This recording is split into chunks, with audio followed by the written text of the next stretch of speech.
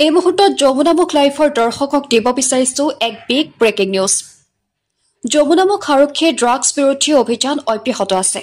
আজি পুৱাই যমুনামুখ আৰক্ষী থানাৰ অচি বিজয় কৃষ্ণ দাসৰ নেতৃত্বত আৰু এছআই শফিকুল ইছলামৰ সহযোগত আৰক্ষীৰ এটা দলে যমুনামুখৰ পটিয়া পথাৰৰ পৰা বৃহৎ পৰিমাণৰ সন্দেহজনক হেৰইন জব্দ কৰাৰ লগতে মহিলাসহ ৩জন লোকক আটক কৰে। ধৃত সৰবৰাহকাৰী কেইটাৰ পৰা আৰক্ষীৰ ৬টাকৈ চাবোনৰ বাকচ ভৰ্তি সন্দেহজনক হেৰইন জব্দ কৰে। লগতে নগাঁও চকীটোপৰ শ্বৰিফুল ইছলাম, মহিদুল ইছলাম আৰু পটিয়া পথাৰৰ লাকি বেগম নামৰ মহিলাগৰাকীক আটক কৰে। আটাইকে আৰক্ষীয়ে জেৰা অব্যাহত ৰাখিছে। উল্লেখযোগ্য যে জব্দকৃত ড্ৰাগছখিনিৰ মূল্য প্ৰায় কেইবা লক্ষাধিক টকা হ'ব বুলি অনুমান কৰা হৈছে।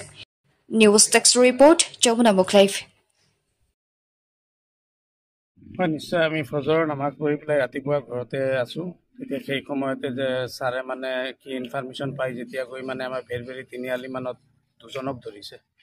দুজনক ধৰাৰ পিছত দুজনৰ পৰা এটা চাবোনৰ বক্সৰ নিচিনা কি হিৰইন নে কি বস্তু পাইছে। আৰু আমাক দুদিবি মাতিছিলে যেতিয়া 3জনৰ ভিতৰত আমি দুজন গৈ জেগা পাইছোঁ। পোৱাৰ লগে লগে এইখিনি মানে সেই সামগ্ৰীখিনি পাই ছাৰে জব্দ কৰিছে। তাৰপিছত ক'ৰ পৰা আনিছে তেখেতসকলে কি তেখেতসকলক লগত লৈ ইনভেষ্টিগেশ্যন চলালে আমাৰ গাঁৱত পটিয়া পথাৰত।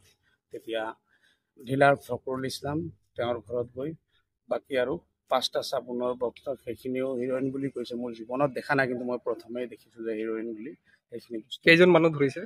মানুহ মুঠ প্ৰথম ধৰিছিলে দুজন, যি দুইজনে লৈ গৈছিলে আৰু তাত মানে সেই মানুহজনীক জীয়েক তেওঁ পলালে, ফকৰুল ইছলাম, আৰু মানুহজনীক লৈ আহিছে। এই মানুহখিনি ক'ৰ হয়? যিখিনি মানুহ নগাঁৱৰ বুলি কৈছে। নগাঁও টুপটুপি নে কি জেগা সেইখিনি গোটেই এড্ৰেছখিনি ছাৰে লিখি লৈছে বাৰু।